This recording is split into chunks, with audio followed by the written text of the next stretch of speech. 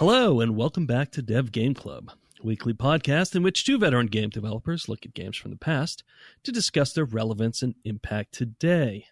I'm Brett Douville, and I'm joined as always by my co-host, a man who is celebrating 200 episodes of podcasts.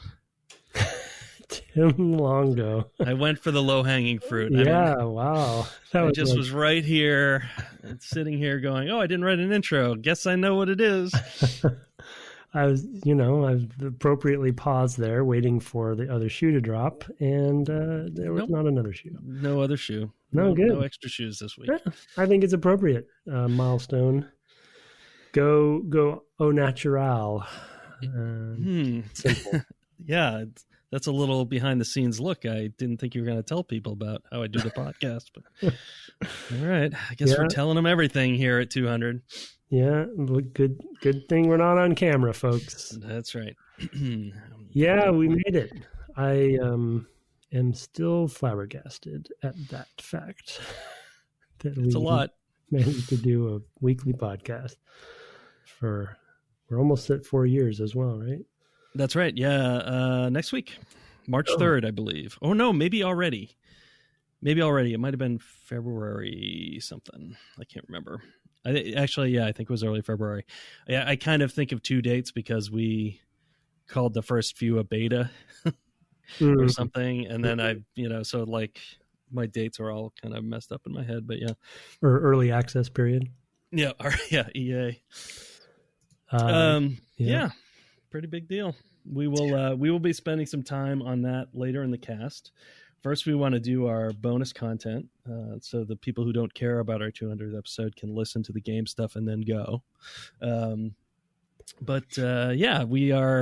We've been playing Civ III, but now we've leapt ahead, and for the bonus content, we're going to go beyond Earth.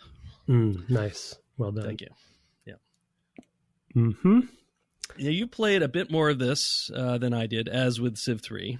Yeah. I think. Actually, we were probably about on parity with Civ 3, but you played around 15 hours. I played around 9. I did not finish a game. Did you finish a game? No, I didn't technically finish a game, and I can explain why. But yeah, I definitely fell down a bit of a hole for a few sessions. And to be honest, I'll probably keep playing. It got its hooks into me enough that I want to at least finish one game. But yeah. Are you looking at Steam numbers or something as far as time? I did. I looked while I was setting up for the show, and yeah, I was trying to think, wow, where did my 9 hours go? I played it all at once. So that's where it went. Are you serious? Yeah, I just sat and played all day. Yeah, I'm also at home these days, not working. So I just was like, oh, I got to play that. When are we going to record this week? I'll just do it today. And I just played all day. And then I was like, oh, well, I should eat some dinner, I guess, and then I'll go stream. So I played a whole... Yeah, I would say that this got its hooks into me more. And for some obvious reasons, I think that there was a lot more... I like the more fantasy element of it. First of all, I mean, there's these aliens and that are threats just on the world, on the planetary surface. The goals of the different civilizations are a little, well, they're not necessarily clearer from the outset, but they become more clear as time kind of goes on. That was also true, I think, of Sid Meier's Alpha Centauri. There was a religious sect, and there was, that sort of thing. People had different beliefs about the planet you're on and things like that. And all of that's pretty interesting and fertile to me. And that did help capture my interest. I don't know that I'll play more because I have the same issues with it, really, in a lot of ways. It's just not my thing. What about you? The hooks were into you, though. Yeah, well, and I anticipated that answer from you. And in fact, 9 hours, I'm surprised, you even played that much. But I think that's just the nature of the beast with this. A fair amount of it was replaying. Oh, okay. Same for me. I would save every once in a while, and then a whole huge, big bunch of stuff would go on for turns and like 100 turns or something. I'd be like, okay, not happy with where I am right now. Yep. And I'm not sure how, and just like I can see this is probably going to end in defeat, domination defeat or something. I'll just lose. Yeah. So I'm just going to roll back, try to manage those battles better, and things like that. So it's been interesting, but yeah. So you said you were replaying a fair amount.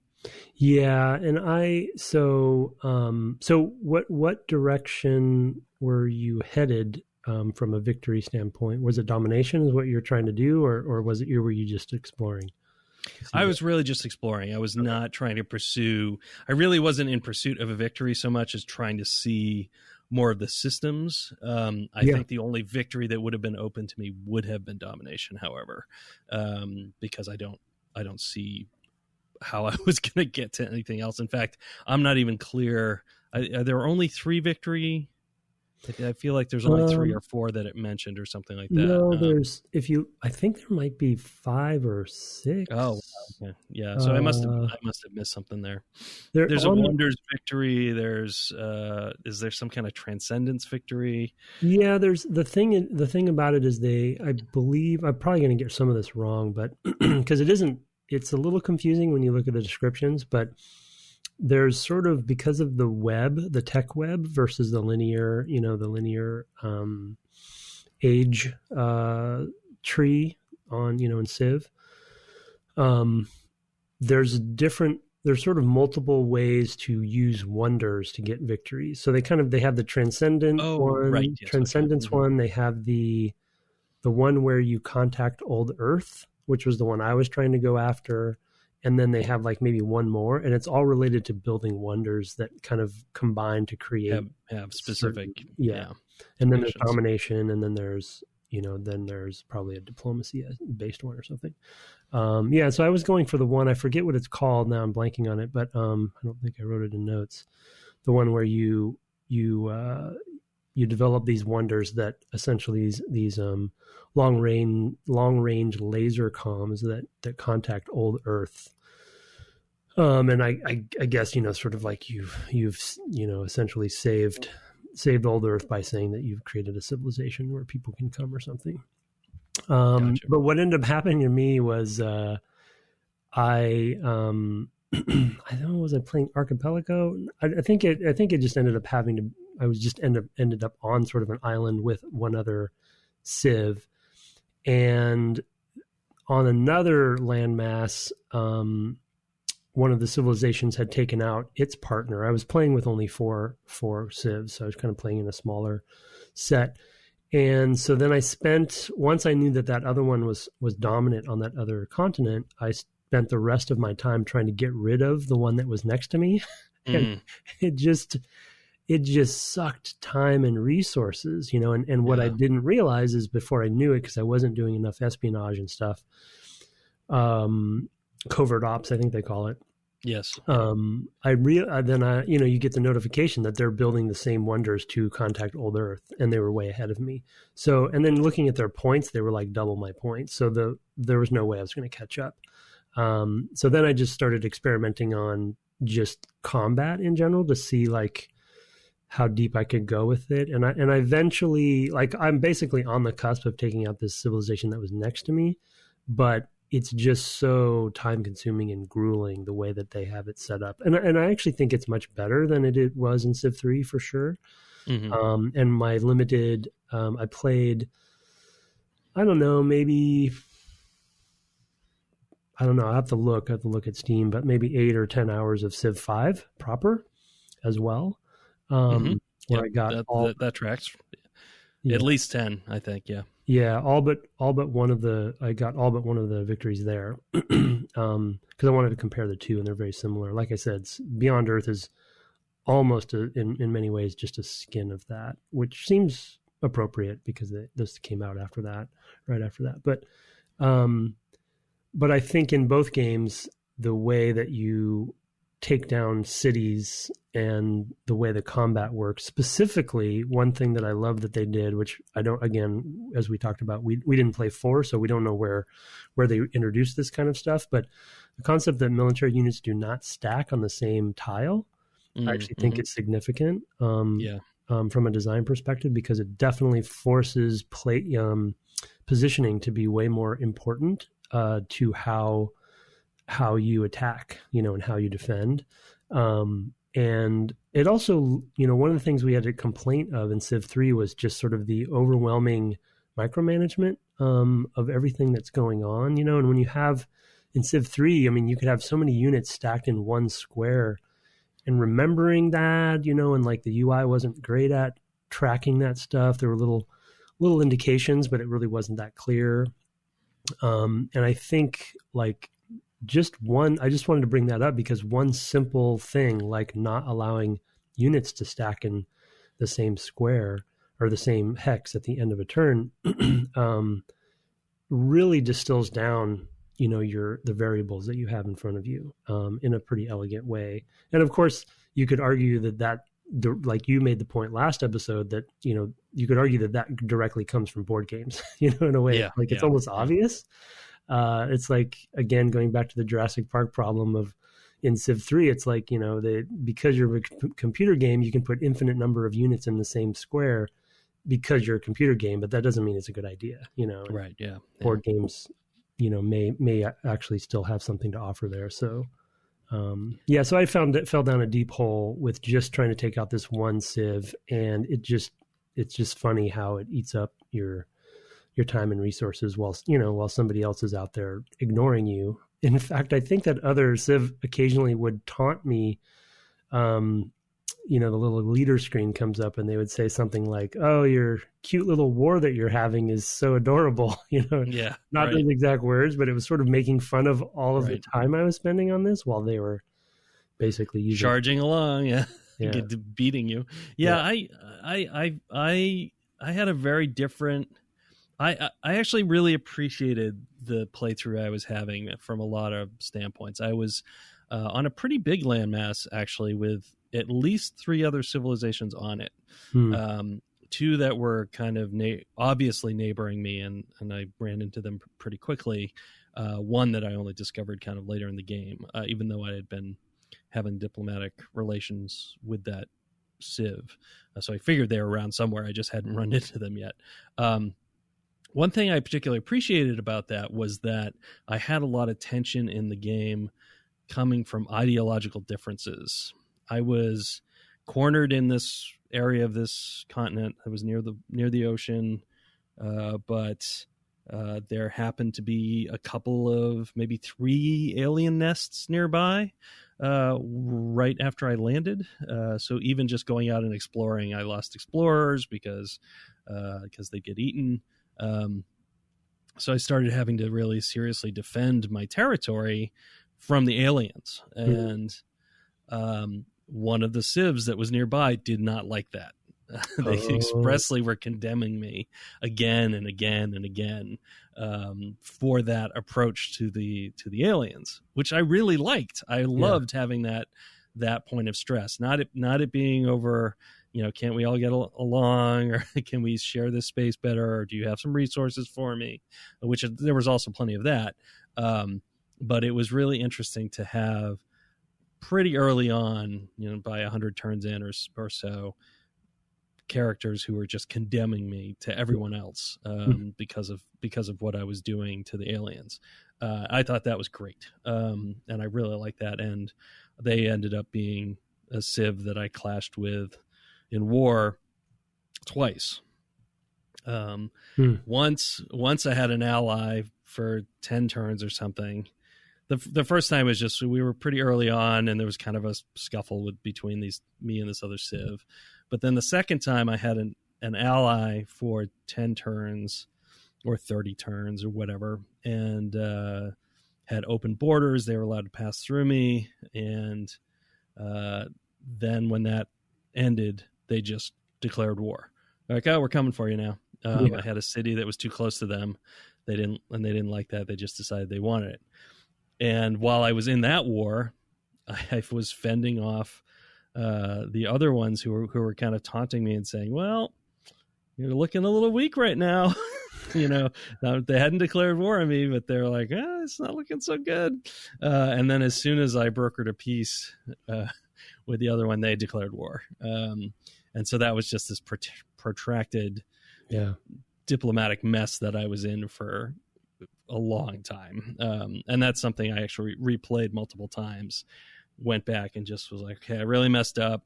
Because then I was like, well, maybe I need to establish another city because I might lose one of these cities, and maybe I need to establish another one somewhere else because you get this huge energy deficit if you don't have multiple sources of energy.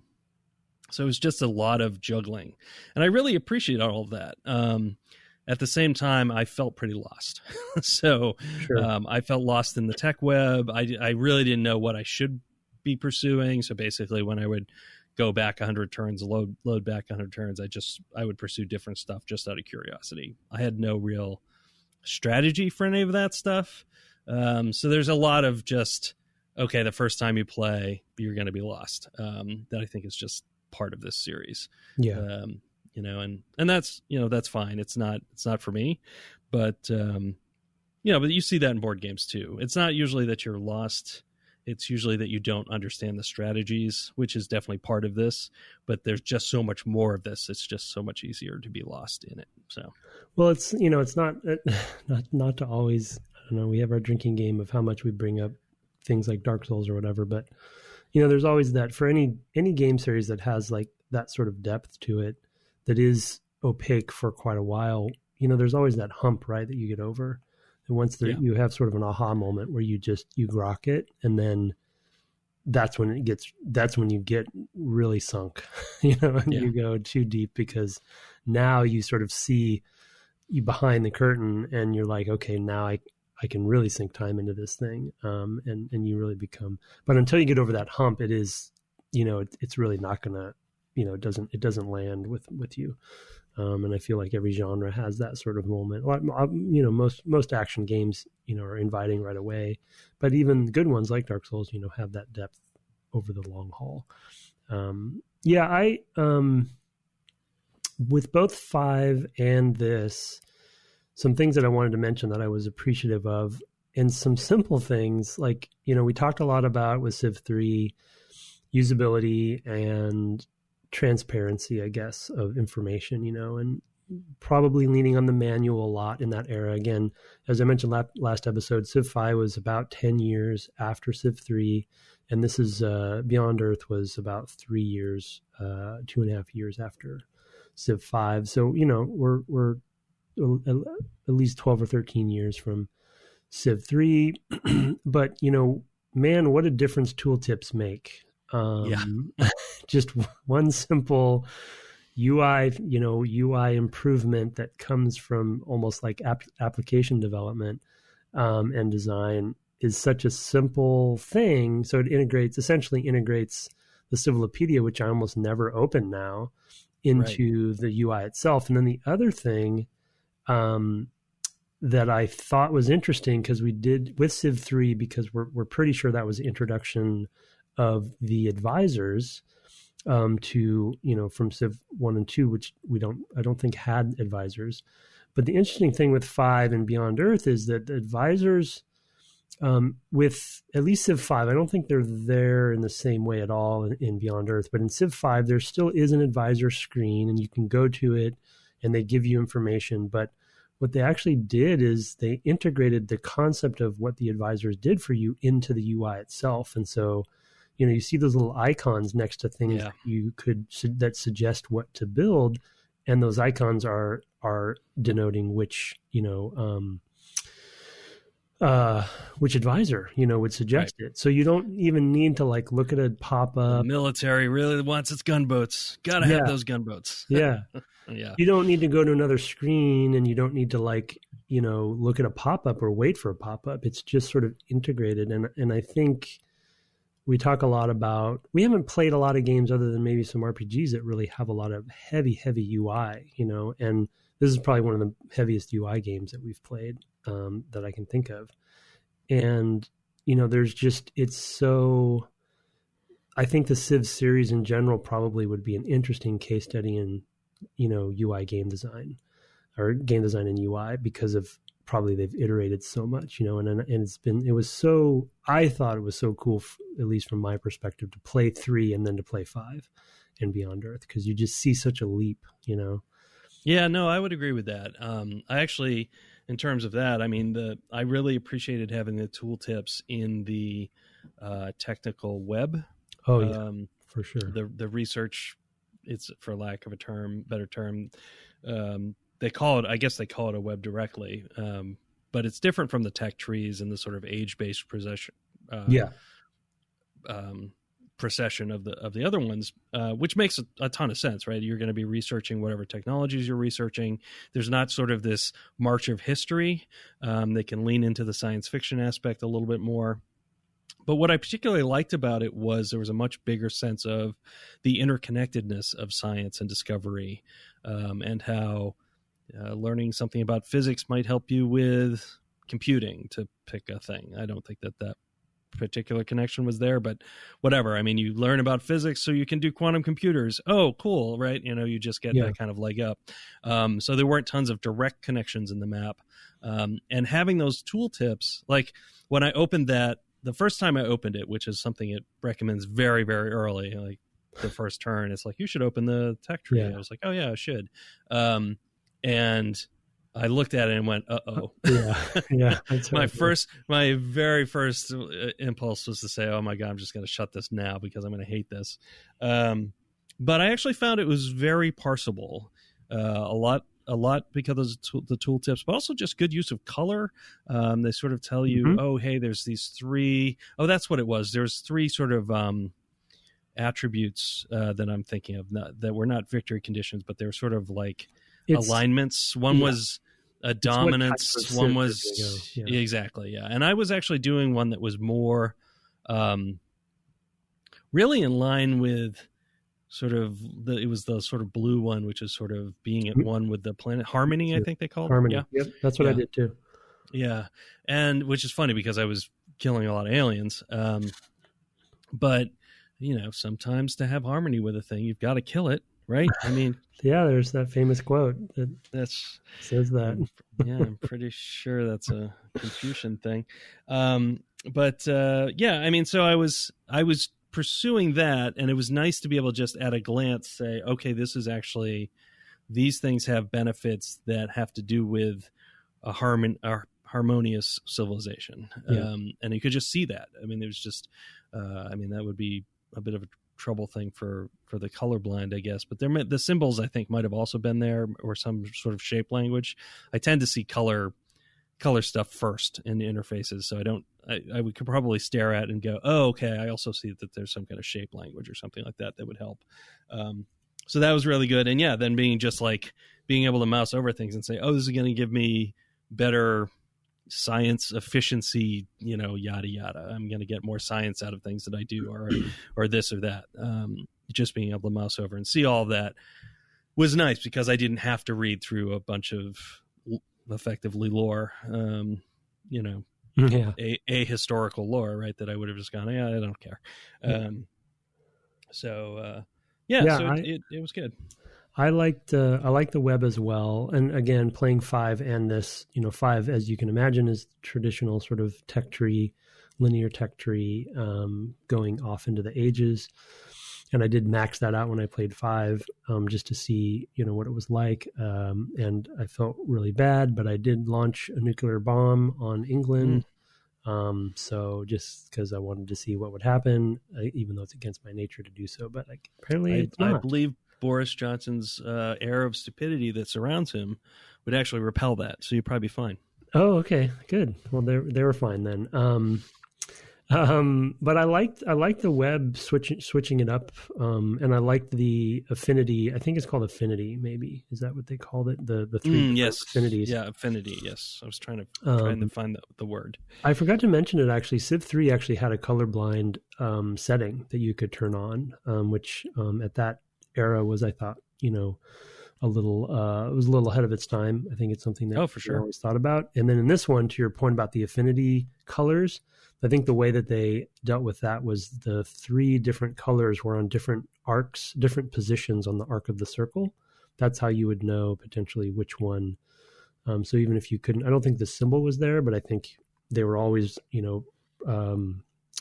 always representing the same side of the circle. So like red was always on top, and Okay. So it's Sure. like a Some position information. Yeah. So, but anyway, I loved that I don't know, for whatever reason, I feel like the web versus the linear gives you a little more sort of freedom to explore in a way. You don't feel like you're kind of on a path as much. I mean, you can do that, but what you kind of end up doing is you do sort of concentric circles around the center, because those are usually the cheaper ones. So you can kind of like do a few different ones and then expand out. And then I ended up focusing, because I was doing the harmony one as well, on the sort of one where you heavily research sort of like xenotech. And I had I did that on one branch of my save as well. You get like the cavalry where you're riding aliens, and stuff like that, which I thought was cool. And then that's a segue to my sort of final little point about Beyond Earth. And actually, they had a lot of this in Civ 5. The sort of like, we've talked about this from time to time across the 200 episodes of a bit of RPGification that they started instilling. So like basically there's not just the tech tree, tech web, but there's also like upgrading units, and units actually persist for longer. You can customize them. There's the virtue sort of tech, like skill tree. So there's like these, a little bit of RPG sort of peppered throughout. And because of the 1 unit per square, meaning like every unit had much more of an identity for me. And then when you start upgrading, like when you go in the harmony route, you get enough harmony and you start upgrading your units, they actually change their visual design. And my Marines ended up turning into something called a brawler, and the brawlers have like green armor on and they look all alien, Oh, neat. And I love that, and then you actually, your armor, your like the little tank things also do the same thing. They kind of look a little bit like Covenant in Halo. So it's kind of neat, to feel. And then every one on the map, every one of those Marines on the map would turn into a brawler. So you have this sense of sort of like we are definitely going in this harmony direction, because and in fact your city also, the buildings in your cities turn into more alien looking as well, the more harmony you get. So I just love that sense of progression instilled into the units, not just your full Civ, but almost, you have the micro, but the macro as well. Yeah. So the other thing that I thought was really an elegant and interesting choice was how the cities grew. Although you're still growing in terms of adding additional civilians that basically are working the land that you own, you also can directly convert energy to hexes. So you can basically buy surrounding hexes at an escalating cost. So the bigger your city gets, the more expensive it is to add to it. There's some sort of calculation there based on like, well, this doesn't produce as much. It's not as expensive as something next to it, which produces more. But overall, the further you get from the Capitol building, I guess you'd say, the more you end up having to spend to add to your city. I thought that was pretty neat too, and very elegant. A really nice addition, instead of just kind of like, and it's gonna grow, and like not knowing how it's gonna grow. I did find that.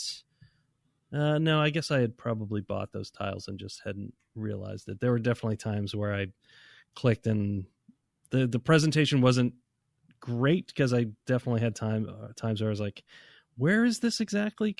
I'm not like, I'm a little lost as to where this is.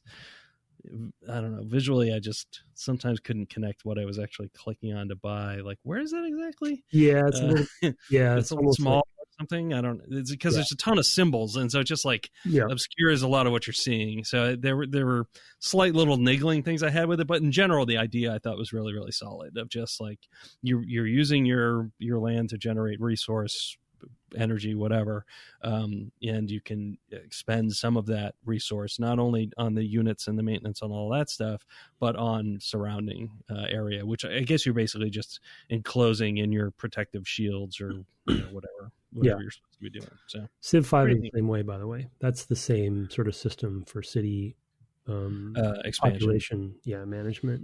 It auto expands, but you can also purchase and move your civilians around, right? If you want them to work, if you manually have them work on a certain, because you want more food or more energy or whatever, you can, you have some control, which you didn't really. You could in Civ III, which I did a lot of citizen management of, mainly because of the happiness stuff.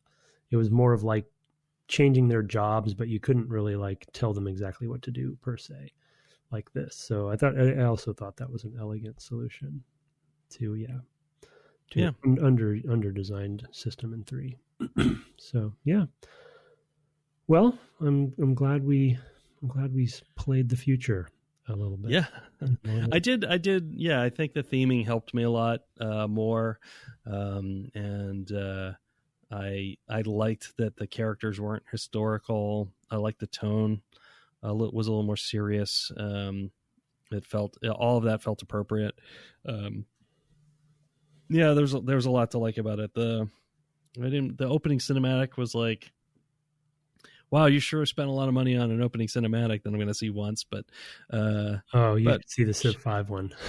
Yeah. Oh, is it also over the top? I mean, essentially, I made a note. I might have made a note even for Civ 3 on this and forgot to mention it, but like the game is so not that. They're just trying to sell a fantasy, right? Before you get into the like, okay, let's manage some units, Yeah. So you can see the rationale, but it's pretty crazy.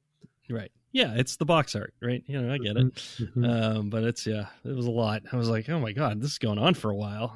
Oh, these people, did they get in by the lottery? What's the story? And then of course you never connect with that. Those people aren't characters. So it's just, I don't know, it's a weird choice. Now I understand why you get there, but also just, okay. Yeah. Just surprising. All right. Well, before we turn to 200 stuff, I want to do something that I forgot to do for Shenmue, and that I wanted to do for Civ 3, which is my bonus book recommendations. Yeah, for Civ 3 in particular, I will start with that one because we're still talking about that game. I chose a book that's just out here in the U.S. Actually came out, I think, in August in the UK. Written by Simon Parkin, called A Game of Birds and Wolves. It's about the Battle of the Atlantic in World War II and the ways in which simulation games played on land changed the outcome for the British. How they used simulation basically like a board game to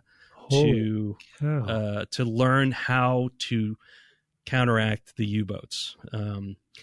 It's fascinating. So it's the birds in question are the Wrens, the Women's Royal Naval Service, and the wolves are the wolf pack style of attack that the U-boats used. And so they took what they did in this place in Liverpool, this building there, the Derby building, I think it was called. They laid out on the floor in a room that they set up for this purpose where the boats were, and then had training personnel, naval personnel, captains, basically, looking through these special viewers so that they could only see basically the ships, not the U-boats, but the ships. They were using like special color chalk, and like the angle that it was at, they couldn't actually see where the U-boats were. But the women were on the floor moving everything in basically real time. And the women had to be up on how everything would work. So they had to really know the simulation because they were effectively the computers.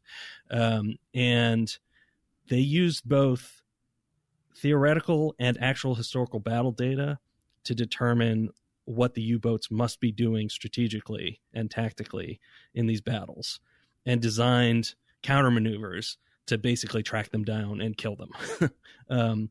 So once you saw a U-boat, if it was spotted or if it popped up and fired off a torpedo at something, you would know, okay, now I know where it is. Here's how to find it. Here is a method to find it. It was fascinating. There's a scene where a former submariner, British captain, takes the U-boat side in the game, and plays 3 or 5 games. History differs on that, but is trounced 3 times in a row, and then it's like, oh, who was the captain who beat me in this battle? And it was a young woman who was like all of 19, who just had internalized all these strategies because she had been doing this and training hundreds of sea captains. Fascinating, absolutely fascinating book. Really recommend it. My mouth is open right now. I just cannot, I cannot. That's crazy that even occurred. That's so insane. It's amazing. Yeah, I mean, there was also sort of a big board where they tracked where all the ships in the Atlantic were that they knew about, both, whenever there were sightings of any U-boats or how many it had been at a battle or whatever. They were also tracking things like that. So there was kind of a general management approach as well of just managing the war. And it kind of all builds later to, this radar is getting better at the time, but it's still not good. It wasn't even called radar yet. It was something called ASDIC.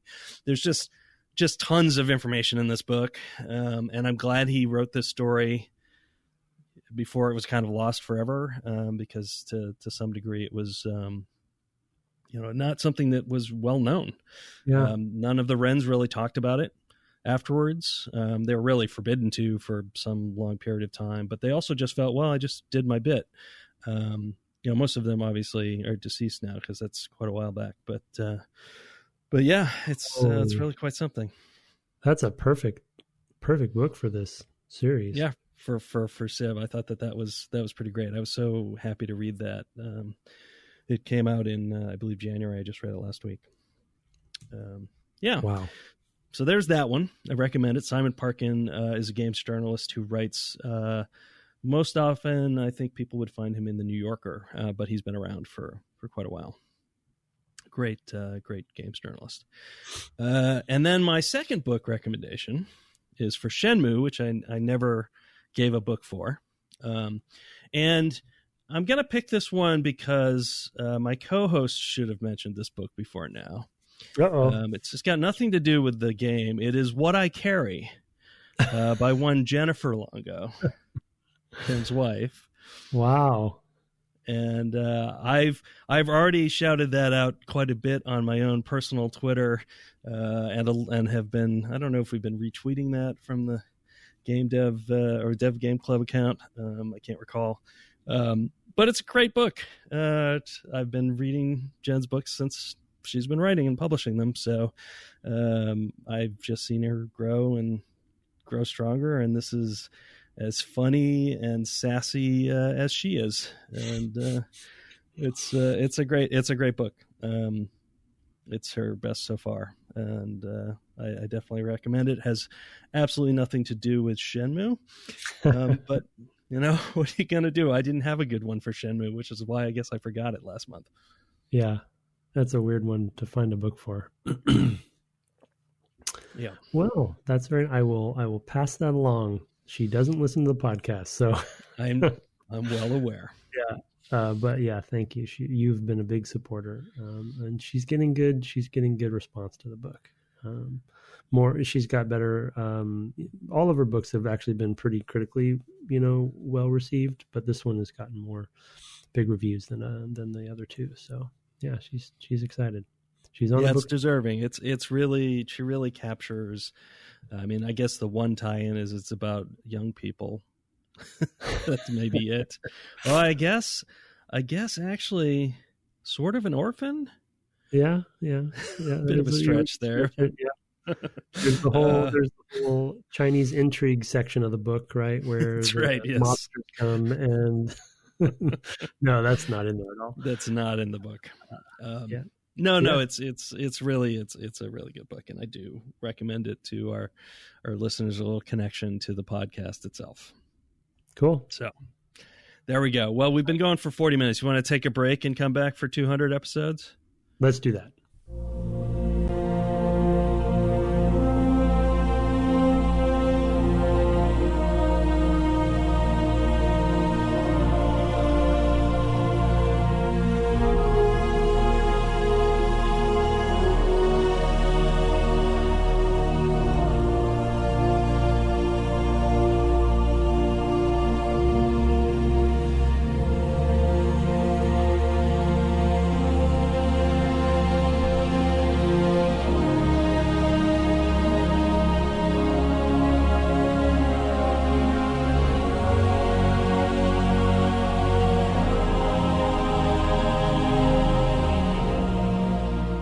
Welcome back from the break. We are in the second half of the show where we're going to talk a little bit about our 200th episode. Tim had a little idea last week that we should look back on the 200 episodes and maybe pick one sort of major surprise. And since I think most people will be able to guess what mine is anyway, I'm going to let Tim do his first. And this is a surprise for me. So what is your big kind of surprise looking back? Yeah, it was an interesting, going back through and looking at our list. And I actually, as soon as I had the idea for a small segment on this, I actually thought I probably knew what it was immediately, but I wanted to look at the list just to make sure there wasn't something I was forgetting. Is it the 200 times we mentioned Dark Souls? Yeah, right. No, that's not a surprise actually at all. No, the surprise is something that I really can't believe that I'm about to say. But as the listeners know, and as Brett knows, one of my favorite genres probably is Metroidvania style games. And also, as the listeners know, and Brett knows, Metroid specifically is one of my favorite franchises because of the science fiction angle and the structure of the game and Nintendo's sort of polish, etc. But something I never thought I would tell myself is that I actually think the Vania side of that, Metroidvania, is actually the better game and potentially more important and maybe even more influential. Specifically, I'm talking about Symphony of the Night. That game floored me. I could not believe, not only how Metroidvania it was, but how much RPG it had. Having one of the biggest sort of surprise moments of a game that in recent memory, obviously when I'm talking about the upside down, the whole castle, thinking, everything was building up to this moment and then that happens, it's so not only was, because for no good reason, in an unfair way, when someone would say, oh, it's a Metroidvania style game, I would always discount the Vania side because I always felt like Metroid was really the king of that. And in certain ways, it is from sort of a timeline perspective and the core sort of identity of that structure. But Symphony of the Night is just an incredible game. And I mentioned Alex Noisy on the podcast during the series, and I'll mention him again. He always told me, and I said, no way, dude, the Metroid's it. I don't know about this Castlevania stuff. And I really hadn't played much Castlevania until the podcast. And then with the culmination of Symphony of the Night specifically, I'm a believer and a convert now. I think, Symphony of the Night is just an incredible thing top to bottom for ways I just did not anticipate. So yeah, that's a good one. That was I actually knew that moment was coming because I had played not Symphony of the Night, but one of the oh yeah, that's right. One of the GBA or DS ones or something I had played on a cart quite a while back now. I guess it was a GBA one. And so I actually knew that was kind of a thing, but it's still pretty remarkable. I don't know. It's just, I think back to if I played that on the SNES. I didn't have a SNES, so it wouldn't have been a thing. Oh my gosh. But yeah, it would have blown my mind. Yeah. I mean, because Metroid's amazing. Super Metroid's amazing. It is. But there's something just entirely next level about that Castlevania change. I guess that was PS1 actually. Symphony of the Night was it was PS1. In fact, yes, you're right. Yeah, I was thinking Castlevania 4, of course, was the SNES, but right. but even so, right? I mean, PS1 era, still just we're just gonna do the whole thing over again. Everything you've done works upside down is just kind of miraculous. It's kind of astonishing. So I applaud that. Mine obviously is how deep I got into Kingdom Hearts. That was entirely a surprise, particularly given that I had played that maybe a decade ago and just not liked it. Particularly the end, which I still would say is a bit much. I will stand by the fact that I do not think that the ending of that game and the sort of difficulty of that final boss maps well to a target audience, which is Disney people who are like, oh, maybe I'll try this RPG thing, right? I mean, I think that's just a horrific mismatch. No. And I would stand by that. That said, I happened to be sick at the time, and just went down that rabbit hole in a major way. I went down a lot of rabbit holes with this cast, and that's one of them. The other one was the Myst. Several Myst games. Yeah. I've had a lot of that. But the one I did not expect was Kingdom Hearts.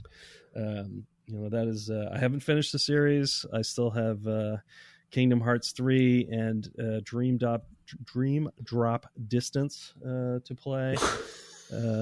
Yes, that's a real title. I looked at the list the other day because they announced that it's coming to Game Pass or something. Right, yes. Kingdom Hearts 3 is on Game Pass. Yeah, so I re-looked at the whole list and refreshed the names in my head and just laughed all over again. Some of those games are so good, though. I mean, I really love the Card Battler one. I forget what that's called, but it's the one that's between 1 and 2. Yeah, I really that one I particularly liked, even though they throw so much stuff at you at the beginning of that game that I missed a major mechanic that I was towards the end of the game. I'm like, wow, this is really hard.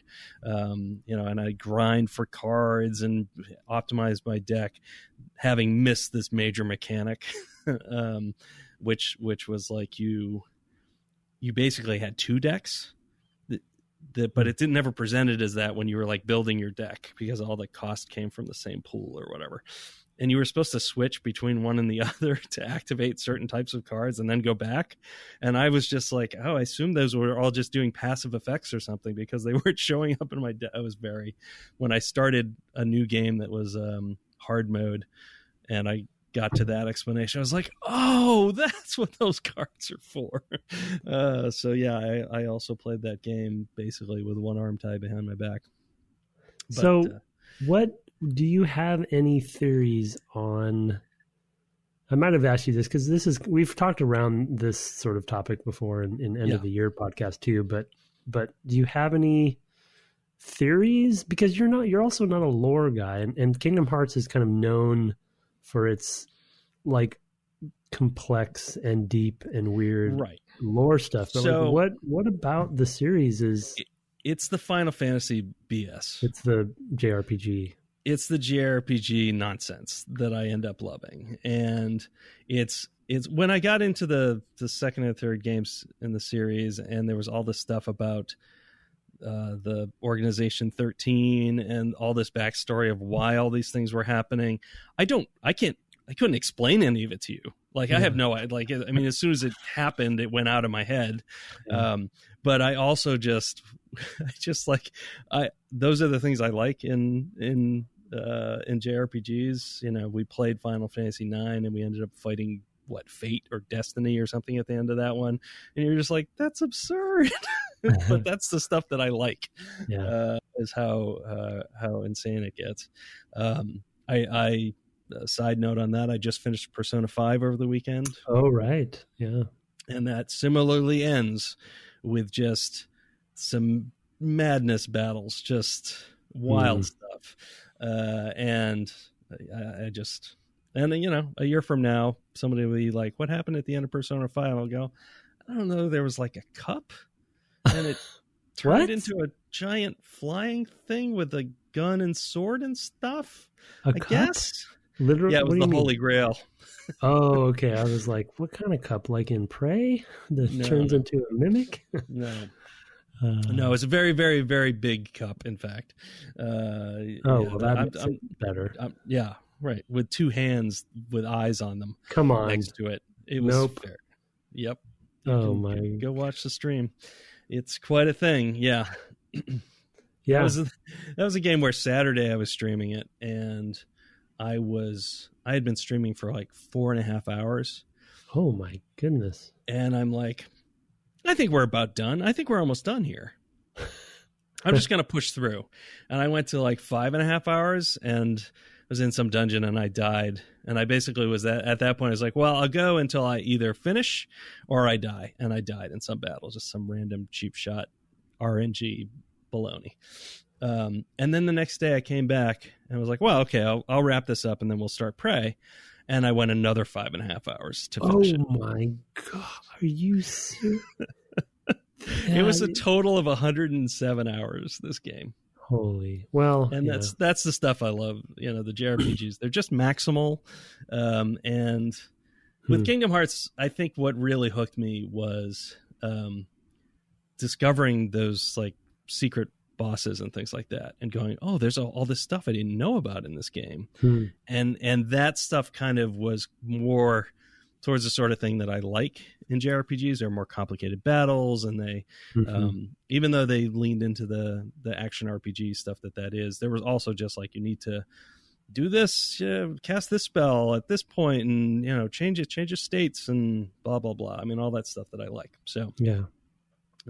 Like that Chocobo, there was that whole Chocobo thing that was in 9 that was sort of like a secret thing. All that side content, right? The Chocobo, Chocobo Paradise, Chocobo something. Yeah, right. Yeah, I mean, the only JRPGs I've played really are from the podcast. So, I mean, I guess technically what it would be 9 and Kingdom Hearts. I mean, that's it, right? Yep. Yeah. Wow.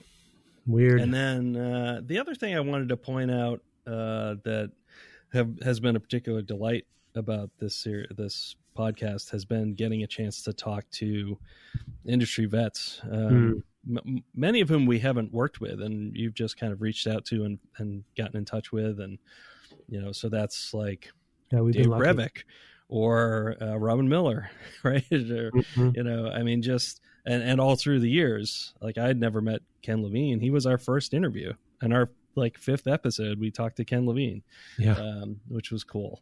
And all the interviews through the years, Roper and I can never remember his name from King's Quest, or actually from the two guys from Space Quest. Mark Crow. Right, Mark Crow. Yeah, for some reason that name doesn't stick.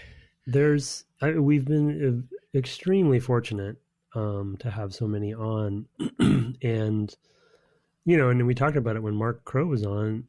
But in many cases, like these are people that were that I would personally idolize, right? And just were influential for my career in very indirect ways, but still, specifically Mark and Robin too. Just like before I even got into the industry, playing their stuff, and It's kind of astounding, yeah. I mean, for me this year, Brevik and Romero would be the same way. Yeah, right. Those are Diablo and Doom are probably the 2 games that I was playing right before the year before I went to LucasArts. Those are 2 good ones to. That's a good. I mean, I played some Quake too at the same time, but those were the sorts of things I was playing then. Those are the things that were making me go, oh, these are a thing now, compared to when I was a kid. So that's been a thing. And then in terms of just general trends for the show, one thing I think we've spent more time on than anything else has been the immersive sim stuff, or things that are sort of around the immersive sim. I could go and look at a list, but just off the top of my head, that's System Shock 2, Hitman 2, I would put kind of in that. Yeah, I know it's in the ballpark, Yeah, in the ballpark. Of course, Deus Ex, Thief, and Ultima Underworld. Mm-hmm. Yeah. Those are some that immediately came to mind. I feel like I might... Oh, am I missing one? I feel like I might even be missing one. But, I mean, I think that speaks to our particular interests and love. So, yeah. Well, and I can't make it an all JRPG cast.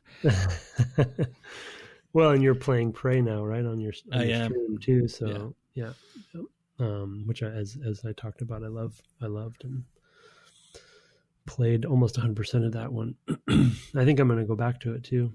I'd love to make an immersive sim someday. That would be fun. Terrifying but fun. Terrifying but fun. Yeah, no, I'm a big fan of what Arcane has done. Generally, I quite enjoyed the Dishonored games, and I'm glad to be giving Prey another shake. I had started it, and I'm sure I was busy with Kingdom Hearts games or something, so I didn't get back to it. I'd be interested to hear what you have to say. So far, it's great. I basically just crossed the lobby again. I went to turn on some elevator, and it didn't come, and they're like, well, you have to go this way. So that's where I'm headed next. So whatever that is, maybe 6 hours in. It's not as long as some of the other games, so it should be a quick jaunt through Talos 1. Not 100 hours, but I did play hours. I think I ended up with, I mean, like I said, I went and did every little nook and cranny. I think I was like at 50, maybe 40 or 50 hours. Oh, that's a lot. Yeah, but it was that's more than I expected, actually. Yeah, every nook, every cranny. Yeah, definitely not necessary to finish the story, but yeah, and that thing goes places, so be interesting to hear. Yeah, well, there you have it. 200 big surprises. Not so, Kingdom Hearts report. We'll have an annual report throughout the years, and maybe by the time we inevitably finish this podcast, which who knows, maybe that happens, maybe that doesn't, maybe we'll do it till we die. You will eventually finish Kingdom Hearts. Eventually, yes. I might do it while you're away. I'll have all this extra time. Oh, there you go. Yeah, you're right. That's my gift to you. You can finally finish that crazy. I was listening to another podcast today where they were talking about somebody had gone back to this. It was the Giant Beastcast, and Vinny had gone back to play. I'm way behind, by the way, in my podcast. So this happened last year, I think. But he went back to Kingdom Hearts 3 very late, and just hearing people talk about that series who don't really fully grok it, it's so funny because they just are fumbling around trying to describe what's going on, and then there's the whole Disney thing, and you're like, what? And trying to explain to people why that is a thing. It's the whack. Yeah. There is a game in this series where you are not controlling actual Sora, but a digital copy of Sora that is stored in the computer inside of Disney Castle. Okay. Yep. No joke. I did not play that game because it's one of the ones that they just turned into a long movie. And then, in fact, at that point, I was like, I don't care. Because you can't. Is that one on mobile or something? No, I think it was on a handheld, and some of the handhelds have not been ported forward to the PS4. Wow. For whatever reason, but which is too bad because I really liked Chain of Memories. That might be my high point for the series, actually, which was only the second game. But what are you going to do? So, yeah.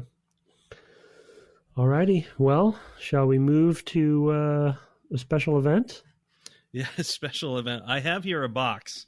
Yeah, describe what you have. I have a box which is.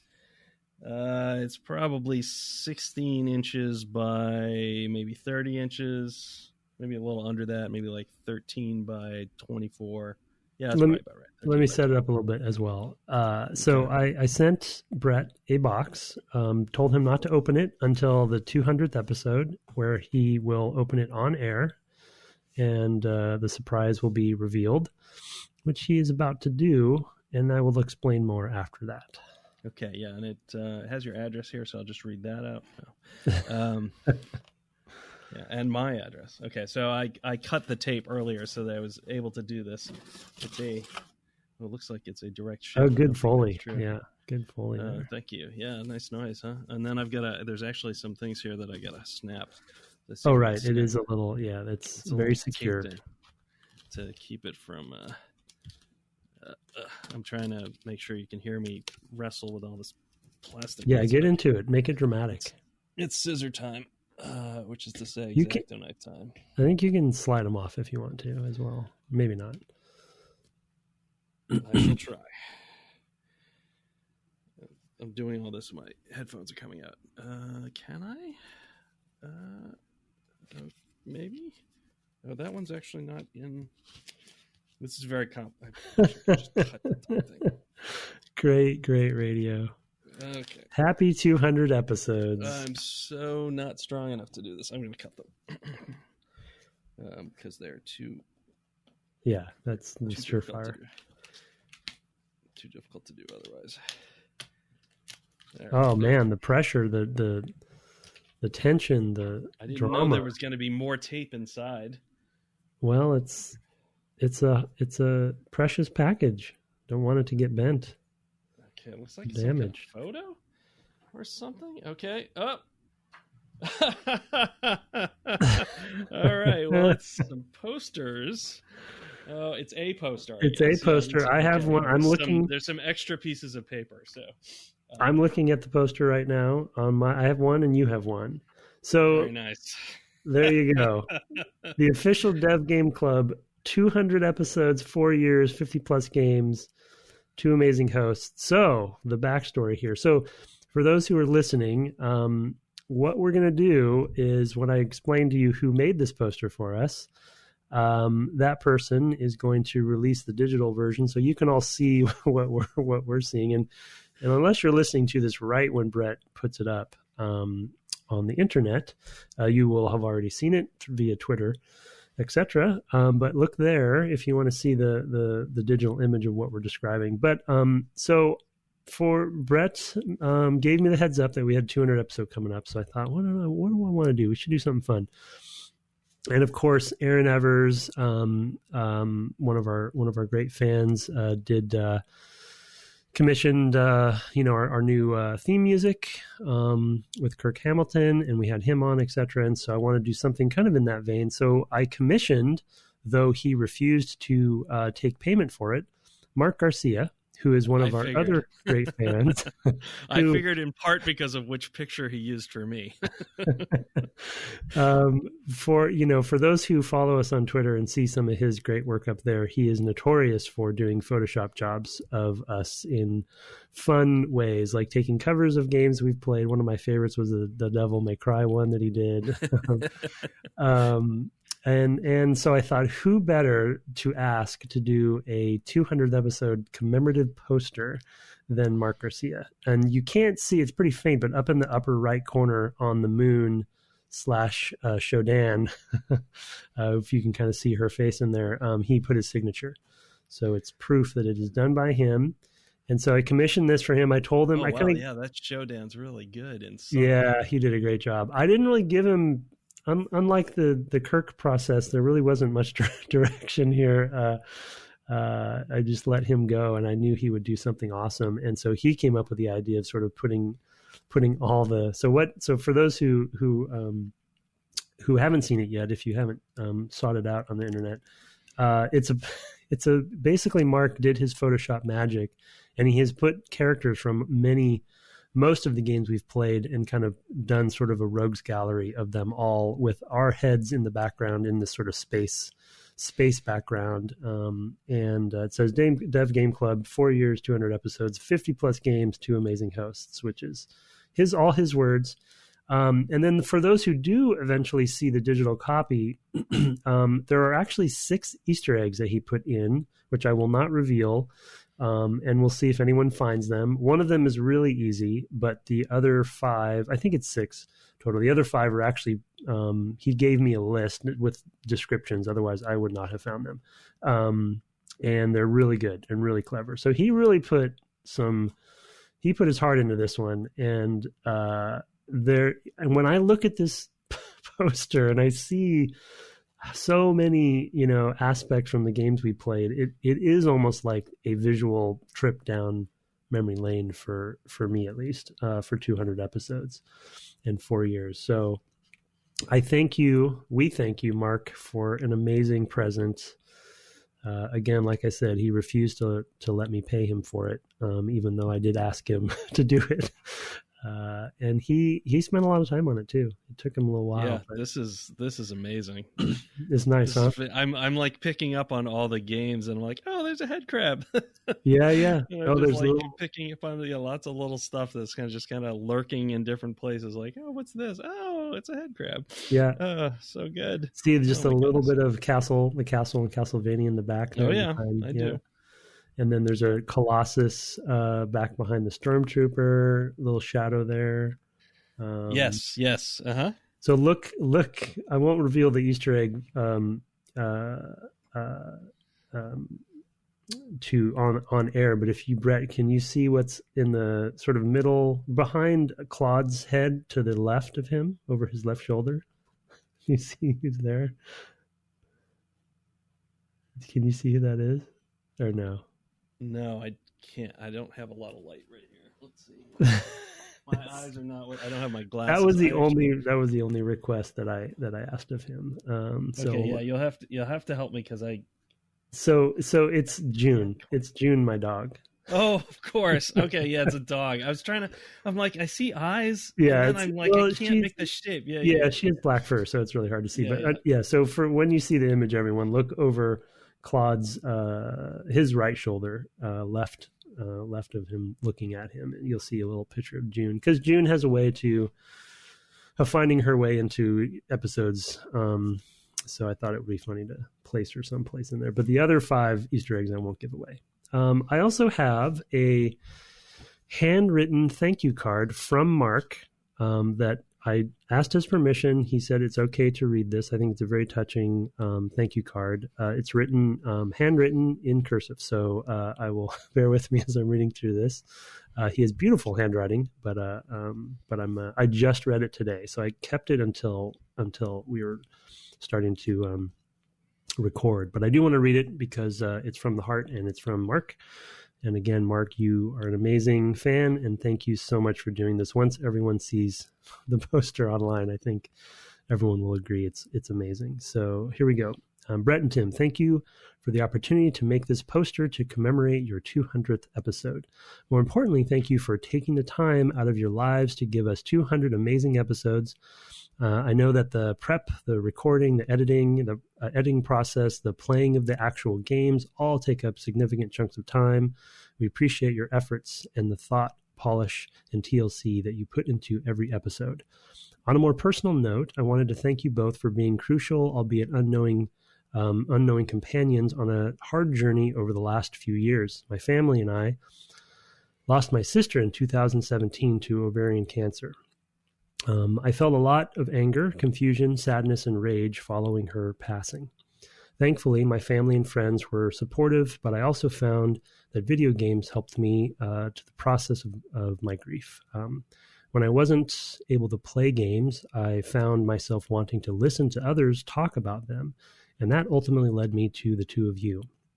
I've listened to other podcasts and written in, but never heard my email read on air, nor have I gotten a personal response back. This changed when I wrote in for your Mario 64 cast, and I got an email response from Brett hours after I'd sent mine. The care with which you both approach your fan base has kept me coming back.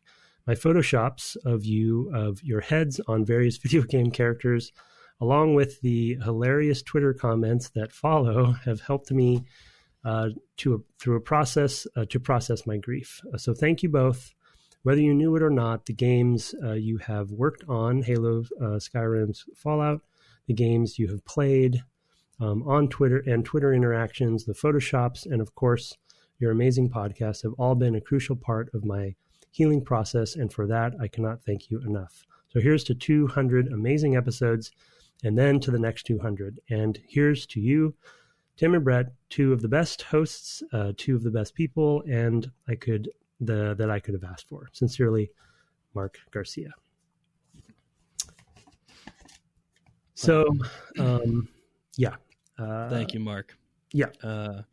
First of all, of course, I didn't know about your loss, and I'm very sorry for your loss. I know that must be difficult, but that has been one of the surprising things, both about my career and doing the podcast, to hear from folks.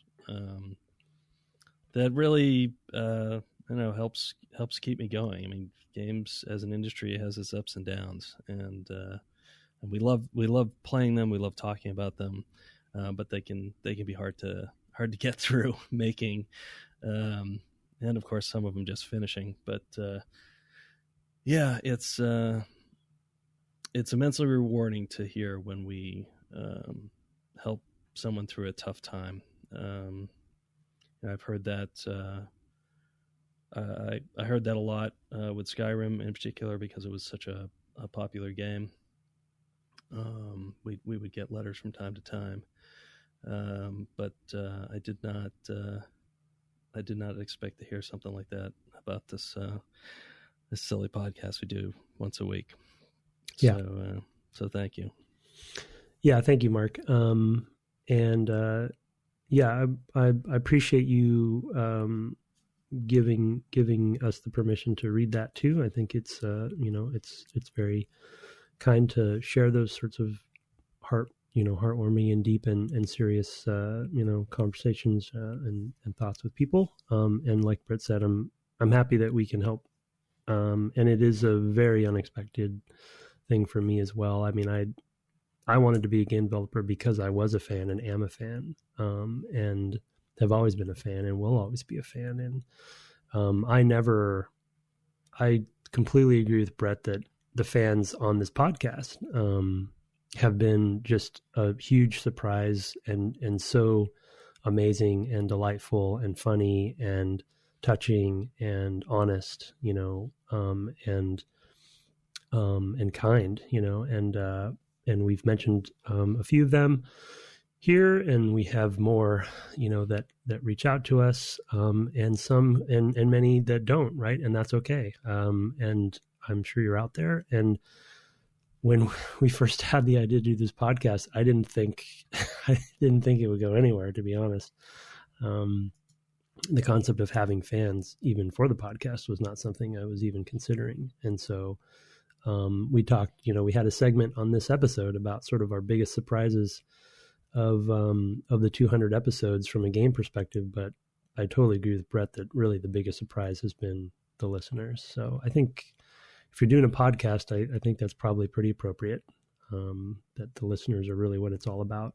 And I don't know why that didn't occur to me before starting a podcast, but I'm glad that we've had some effect. And I really thank Mark for sharing that story. So, and I thank him for to bring it to the lighter note to an amazingly amazing poster. Yes, I'm going to frame this and put it in my streaming room. So I can. Good idea. Yeah. Yeah, I don't know if there's a good place to put it in the background that you'd normally be able to see, but I will occasionally point it out and swivel the camera over there. Nice. Because it would fit better on the walls on the side, I think, but that wouldn't normally be visible. But yeah, thanks so much, Mark. Fantastic. I think I know what a couple other of the Easter eggs are. Yeah, and they're probably a little easier for me to pick out than they are for Tim, which is a hint. Okay. Well, I unfortunately know them all because I.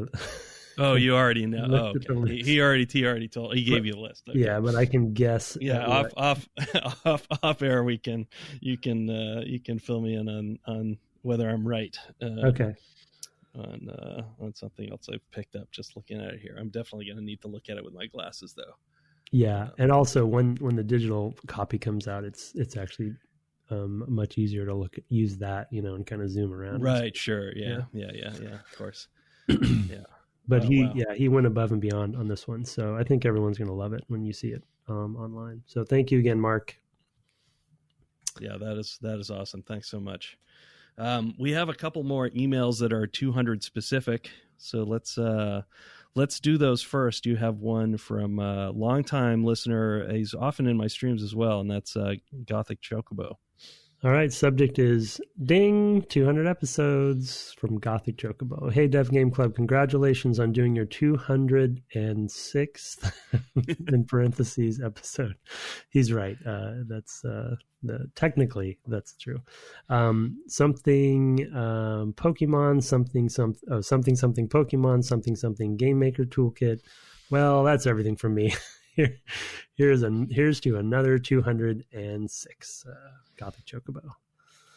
Thank you. I do want to say, I think it's only really 204 because I could think of two that were just me announcing that there wouldn't be an episode that week because of Tim's helicopter ride or the time that he had no electricity because they had snow. It's all always my fault. And then I leave for 5 months as well. So yeah, apparently this is not a priority for me. I'm going to train a GPT-2 bot on your speech and just have it respond to anything I say. I was thinking about how I could actually string that all together and like text to speech my part, use it as the input to your part. I think I could totally do it. Wow. Nice. I don't know if I'm up for that kind of work, but I've got all the audio. So that would be amazing. I have one from Johnny Gratan, who's also written in before. His subject is thanks for all the fish. Congratulations on episode number 200. Although I started listening around episode 99, I have now listened to all 206 episodes, and I'm looking forward to number 200. I have to say that episode 186, Doom bonus interview with John Romero, is just about my favorite. I must have listened to it 3 or 4 times. I think this interview and your previous episodes for Doom exemplify one of the things I really love about your show. You guys really give context to the games. I could have listened to other interviews, read other reviews, and played the game myself, but I would not have understood the context around why Doom was such a big step forward and how great it was/is. I remember initially wondering why you guys bothered introducing yourselves as 2 veteran game developers, but I get it now. Your show is a real service to the industry. Thanks all for all the time you guys put into this, and congratulations for reaching 200 episodes and 207 attempts. Best pockets. It's good. That's pretty good. Yep. A joke never gets old. It doesn't. I can't wait till we're on, I don't know, 400 or something, or 500. Can you imagine? And people are like, congratulations for your 507 episodes. Right. Okay. Email two. We'll go. These are more just general feedback, so we can start digging into that. You have one, I guess, from Murray. Am I right about that? Yeah, Murray Lorden. That sounds familiar. Is he written in, or they written in before? I think this is a relatively new listener, but it's been interacting on Twitter a bit. Okay. Just rang a bell. Great show. Question, and this is subject. Great show. And then the question, should designers be programmers? From Murray Lorton. Where's this going to go? What are your thoughts on whether game designers benefit from having programming, and to what level? In one job I had as a game designer, the development director said, don't limit yourself with thinking about how something would be achieved or how hard it is. Think outside the box, think up crazy things, and the engineers can figure out if or how we can pull it off, end quotes. So that totally makes sense too. From Murray Lorden, a game developer from Melbourne, Australia. Yeah, interesting. Yeah, I mean, as with anything, it depends. Right. I mean, the smaller your team, the better, the more help it is, the more roles people can play. But setting that sort of aside and try to taking it more in the abstract. I remember reading in, I don't know, 1999 or so, an interview with Roberta Williams, who was deliberately not interested in knowing what technology could do. Because she didn't want it to hold her back. And at the time I scoffed, and I thought that was a poor approach. But I was young and an idiot then. And I actually, how dare you? I actually would slap that younger person. I mean, I was only 3.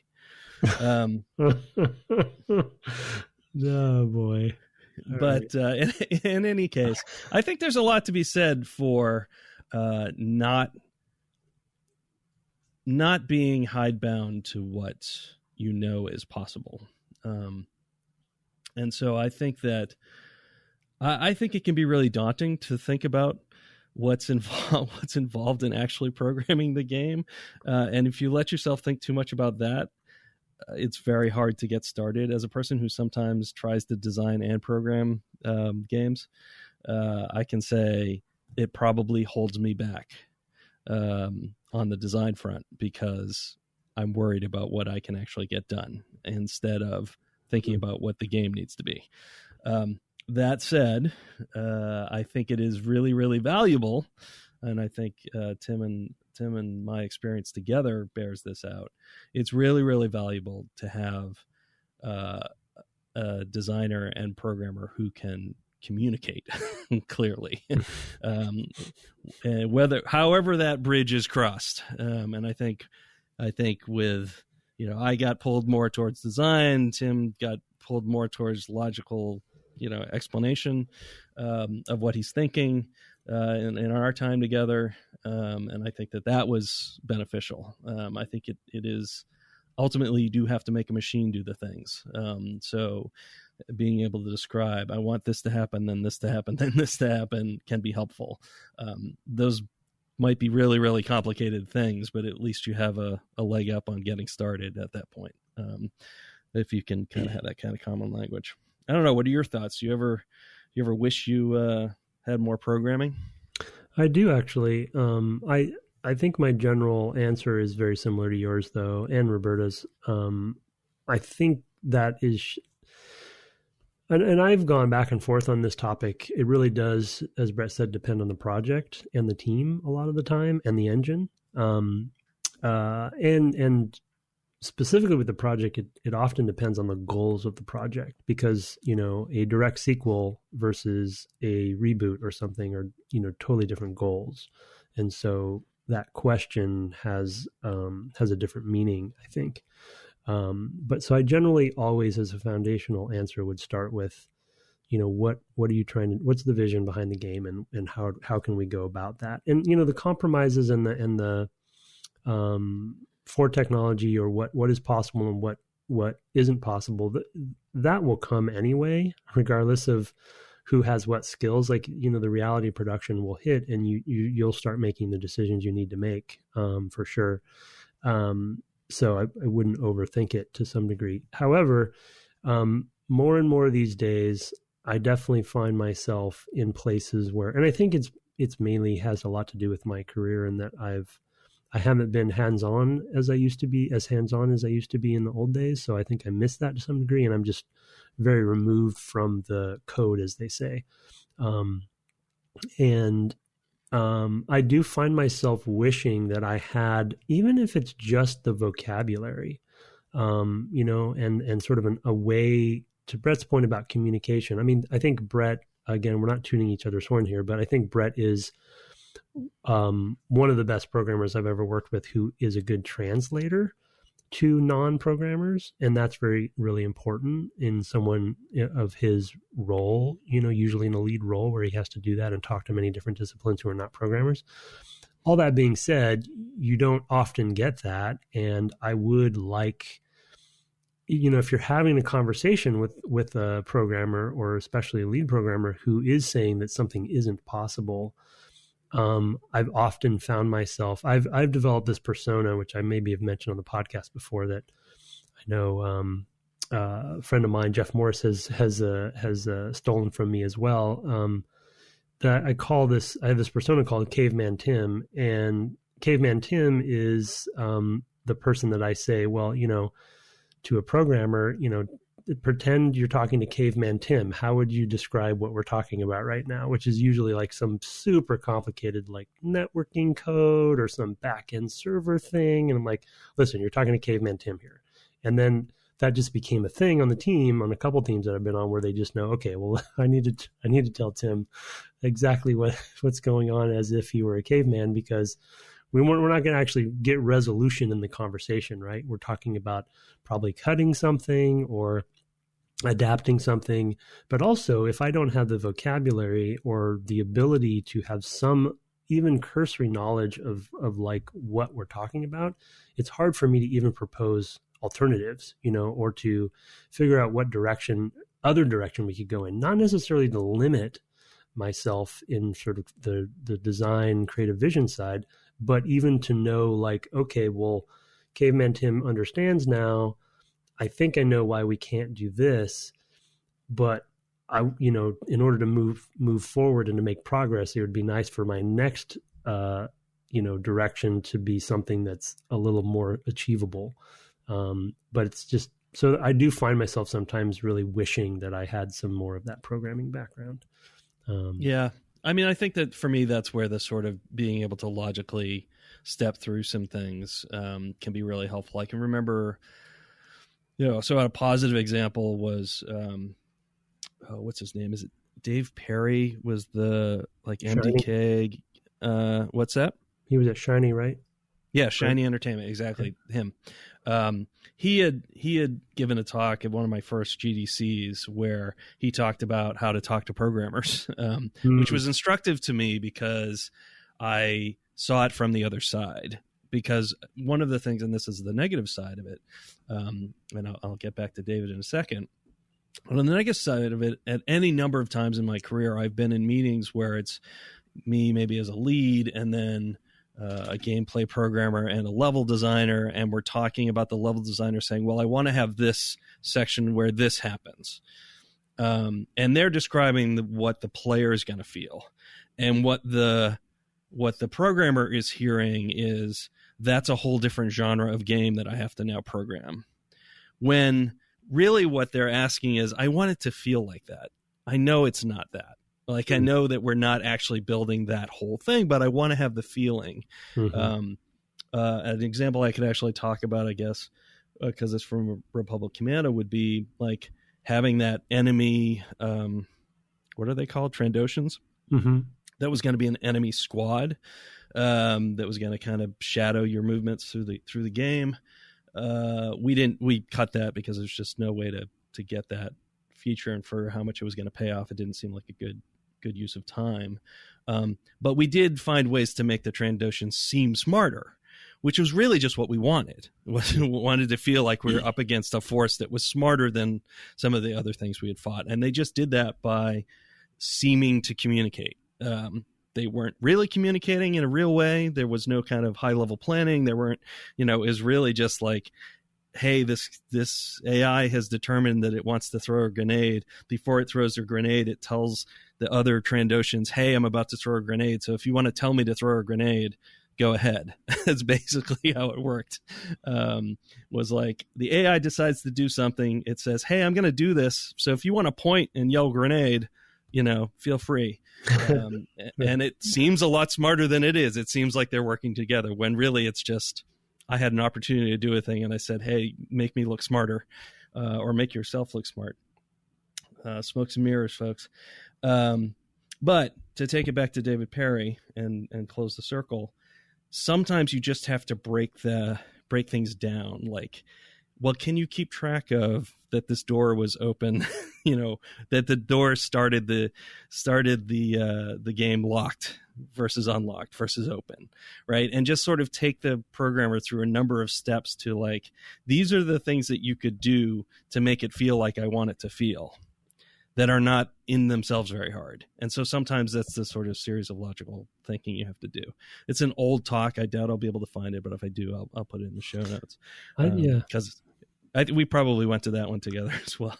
Yeah, I think I don't know if it's calling it a legendary talk is too highfalutin, but I think it is pretty. Yeah, I mean, it's a good one. It's pretty. I think it was one where he also said things like, I like to come up with a high idea for the game, like, here, this is a game where you can snipe out a man's eye from a mile away or something like that for MDK and things like that. So he was just kind of talking about a lot of different parts of managing the ambitious games that he made. They're certainly ambitious for their time. So it was an interesting talk, and it was early in my career enough that I remember it. But it was just here's how to talk to a programmer part of it, because I've had to do that. I've had to step in and say, whoa, hold on. I know our favorite word is no, because it's really hard. What we do is very hard. And we're getting towards the end of a project and adding something big seems impossible. But can we give them the feeling that they're looking for a short period of time? Like, what would that take? Can we use an animation to basically fake it, right? That's just play animation, right? There's a lot of things you can just do if somebody else is willing to do the bulk of the creative work. So there's a lot of things like that we have to be aware of too.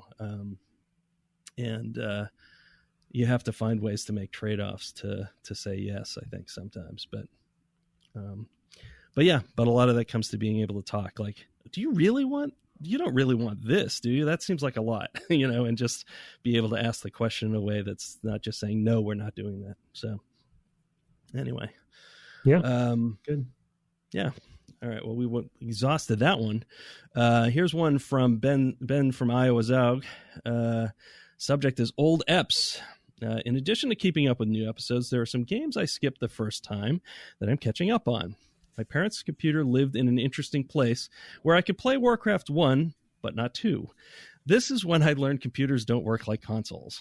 Loved your conversation on Warcraft. I played it a lot, no internet though, and could never finish the campaign without God mode cheats. I do wonder if it was that my 10-year-old self who was used to platformers couldn't grasp the strategy needed. Also, glad I listened to this because Brett talking about programming the AI in Jedi Starfighter to miss it first was really cool and interesting. Side note here, what he means is like I had the AIs lead you so you could see the fire in front of you before it tracked back to your ship. I had that on PS2 and loved it. Also, all the 2016 references during the series keep making me go, wow, that felt much longer ago. I'm going to have to re-listen to Shenmue. When that game came out, I really wanted to play it, but no Dreamcast. I had heard it's tough to start these days, especially if you enjoy Yakuza, like I do. After listening and thanks to Xbox Game Pass, I decided to try it. I'm loving it. I just did the motorcycle part, so I think I'm close to the end. This game would have blown my mind 20 years ago. Instead, it was blown by GTA 3. Shenmue makes me want more pseudo-open world kung fu games. Also, my wife has been constantly poking fun at me for enjoying the oddly relaxing forklift driving and box moving. Follow-up. Now that I have re-listened to the Shenmue podcast, there's a couple of emails I stitched together. After having played the game, Brett thought maybe the game went from open world to narrow focus once you get a job due to time or budget restrictions. I have a different theory. I think it's an allegory for life. Ryo could basically go anywhere and spend his time doing what he wanted. Then, insert dramatic music, he gets a job. He's tied down. He has responsibility. His day is consumed by his job. He's limited in his time and spends the evening pursuing his main goal outside work. The game could have had you just arrive to work and then it's lunchtime and then night, but they actively chose to make you consume your day with work, watching the clock get devoured and reducing the time to do the fun things. Just my thoughts. Keep up the great work, past Brett and Tim. Ben from Iowa's out. That reminds me, P.S., Brett recently commented about how he also likes Bill and Ted. I'm very excited for the third movie coming this August. As am I. We will all face the music together, except for Tim, who will be somewhere where he can't get music or movies. Well, I do see Civilization occasionally with movie theaters. So if okay, maybe I'm sure people would love to have you pop in and watch Bill and Ted, smelling like you do coming off the trail. I'll shower. Bogus. Yeah. What do you think about that as far as the as Rio? Yeah, allegory for life. That's a pretty good read. Yeah, it's pretty good. Yeah, I feel like, and I mean, from what little I've heard and read about what his name is escaping me. Yu Suzuki. Yeah, Yu Suzuki talks about when he talks about the series. It seems like just allegory in general is. I mean, he wants to deal, play in that pool and deal with a lot of that kind of stuff. So I wouldn't be surprised. I think it's a definitely interesting read, and I think it's one of his goals with the series. It seems like, so I don't even think it's that far fetched. Yeah, for sure. Yep, very reasonable. Yeah, and who knows? He probably worked with a forklift at some point in his busy life. Yeah. Well, yeah. I mean, I think that whole game, right? Yeah, it's got something to do with that. Yeah, it is interesting. You can imagine some autobiographical feeling to it. Yeah. All right, you have one from Bjorn. Okay, subject is Civilopedia versus Strategy Guide from Bjorn Johansson. Hey, DGC. Glad to see you playing Civilization. I've personally played 4, 5, and 6, but my experience is not that Civilopedia functions as a strategy guide. It lays out a lot of statistics, flavor text, but importantly, what it is possible to do. Whereas a strategy guide deals more with what you should do. There's a layer of analysis, reasoning, and conclusion that differentiate the two. This is also why I rarely read it.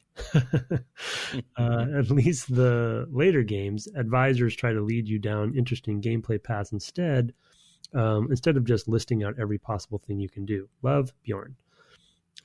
Yeah, I think he makes a good point there. And I think he obviously wrote this before he heard this episode, so I think that became even clearer to me playing 5 and Beyond Earth, where, like I said, I barely open the Civilopedia now. And by the way, have you opened it in Beyond Earth at all? Did you ever look at it? I don't think I did. No, I don't think I did. Despite not needing it, I definitely open it from time to time because there's definitely some rule stuff in there that helps. But to his point, like, it's definitely not strategy, and in some cases it's not even rules. It's like almost like prose descriptions of what a unit is or something. It doesn't even give you like even the stats, right, and stuff, because they've moved all that into tooltips and things like that are automatically popping up. But the fact that I don't need it in 5 and in Beyond Earth is even more proving his point, that it is really just this.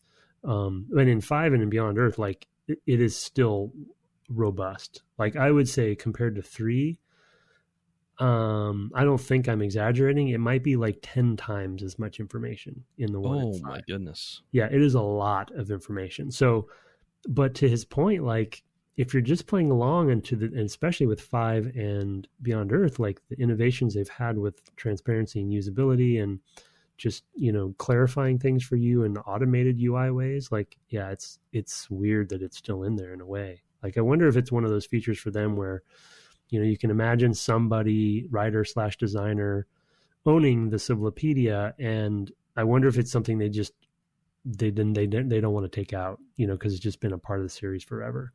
Even though I don't think it definitely flavor text, I guess that's some of it. It is interesting. They for the weird lore that's in that, there's some nice little nuggets in there. But yeah, he makes a good point. Yeah, I mean, I think when we were playing and discussing it, also was just not a thing I myself looked at very much, other than to get stats. So I would open it, I would see the section at the stats at the bottom and go, that's what I needed, and I wouldn't read anything else. So I was kind of already using it that way. But yeah, I mean, it would be accurate to say that it's not really a strategy guide. It's more like the rule book, but with all the flavor text mixed with it's basically like a magic card for any given page, right? There's some rule stuff at the bottom, tap to get 2 mana, and then some flavor text, which is, 2 mana ought to be enough for anybody or something like that, whatever it says. So it's been a while since I read a magic card. Don't at me. Yeah, that's good though. Like all right. Actually, I have 2 here. Here's a Civ III stuff from Warren Lynham Church. A few Civ III things. This might be obsolete since I'm a few weeks behind. First, y'all should really play Alpha Centauri a bit. Same mechanics, more or less, but sci-fi trappings. We definitely addressed that this time. Would make a good comparison with your great discussions about the implications of the trappings of, quote, civilization, quote. Second, a fun little tidbit I learned from the History of Byzantium podcast. In the 1920s or so, after Greece became a kingdom, Greek soldiers went around to all the little islands, letting everyone know what was up. On one island, some kids pointed at the soldiers saying, "Greeks, Greeks!" Confused, the soldiers said something like, "But we're all Greeks," to which the kids replied, "No, we're Romans." History is wild, and it's a daunting task to try to reduce it to so many mechanics. Still, I love the series, so shrug emoji. Wonder if they'll ever make Irene the avatar for Byzantium. Warren Lenham Church. I think Irene there might be the host of the History of Byzantium podcast. I don't know that podcast, so could not speculate. And then I had one more that I forgot to put in the email. So I will read it. This is from Mikhail Danielson, Fantasy Civ. Greetings, gentlemen. I just finished your last episode, Civ III Part 4, and from your talk about how or if the feeling might differ somewhat in a more fantasy-themed Civ type of game, I'm guessing neither of you might have any familiarity with a certain 1994 game called Master of Magic. It's basically Civilization 1, but with fantasy races and, as the name suggests, magic. Just like in Civ, you can win just by destroying your opponents. The other way, however, is basically through magic, which is the game's equivalent of Civ's tech tree, by researching the spell of mastery. One big difference between the games is that combat is tactical turn-based, where you move your armies on a square grid. You can cast spells to damage your enemy, buff your own troops, and so on. Outside combat, spells are just as useful and can be used to achieve many different things. Spells come in 5 different schools, and your ability in them is dependent on which wizard you started with or how you chose to create your own. Me and my brother played so much of this game when we were younger, and I got to rediscover it thanks to GOG.com a couple of years ago. Might just be the nostalgia talking, but I think the game still holds up. Keep up the great work, and best wishes to Tim on his daunting hike. Mikhail. P.S. I'd love to hear some in-depth thoughts on Persona 5 once you complete it, Brett. It was the first Persona game I've ever played. I absolutely loved it. Okay, well, as far as Persona 5 goes, I'm thinking about that game still, so maybe you get back to it. When Tim's off on his hike, I'll occasionally be popping in and doing stuff, so maybe I'll talk about that. Did you know Master of Magic? I think I had filed it away because of the tactical turn-based stuff as a different sort of game. I didn't know about the kind of strategy aspect of it. Yeah, I'm looking it up now, and I did play a little bit of it at the time back in the day. I do remember that, but I bounced off of it at the time because these screenshots are familiar. But I do remember it, yeah. But I didn't play enough of it to make the connection. Yeah, and I see that one of the screenshots here showing the isometric view for like the combat. So yeah, a little bit different, but it definitely has the overworld stuff going on. And then I'm also seeing here that there was a proposed sequel that never happened. But then I didn't know that Microprose released a Civ II Fantastic Worlds expansion for Civ II that was based on sort of a magic fantasy realm that people were kind of calling Masters of Magic Junior. So anyway, yeah, that's it. It rings a bell. I'd be interested in going back and checking that thing out. It's definitely interesting. Yeah, there's like food here and gold. Yeah, so there's resources, and then it does look like one or like Civ 1 or 2, top down. Strange times. Yeah, it's interesting. I mean, I'm not at all surprised that somebody tried that. The box cover specifically, I recognize for sure. Yeah, I definitely remember the name. I just that was definitely a period I was in grad school, so my game time was pretty severely limited, and so I just was not buying as many games or even seeing as many games. I think I played Ultima 7 like maybe that year or the year before, around that time, and that would have been pretty much all I played for that year. A couple of years later, when I was done with my introductory grad student work and had a little bit more time on my hands, I was playing things like Diablo and Doom and Quake, but not early on. Oh, and Myst.